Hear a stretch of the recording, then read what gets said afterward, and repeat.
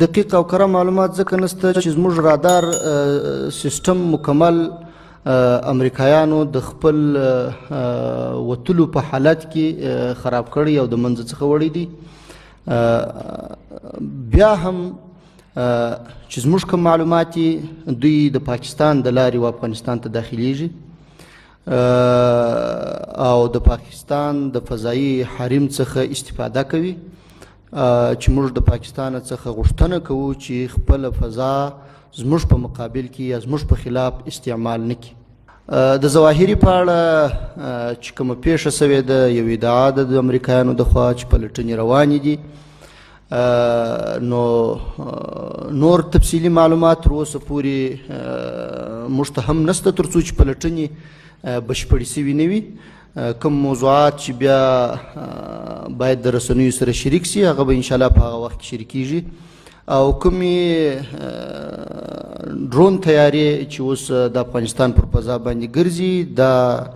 اوس هم د امریکایانو ښکاره تجاوز دی پر افغانستان باندې، د افغانستان پر فضا باندې.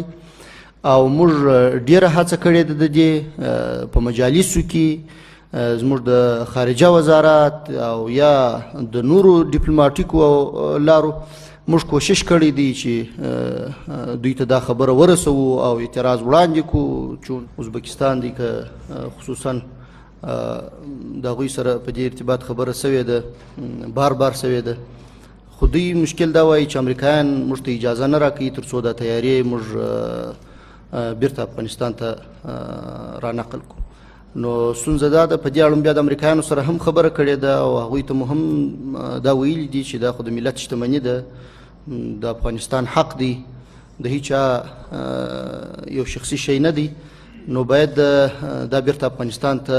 وسپارل سي. په هر صورت موږ تر دې غوښتنه هیڅ نه یو تیر، هیڅ وخت نه تیریږو او تر څو پورې چې مو بیرته هغه هلیکوپتر او طیارې چې د هیواد څخه ایستل سوي دي هیواد ته راوړي نه وي، راوستلي نه وي، تر هغو به قرار نه کښېږدو.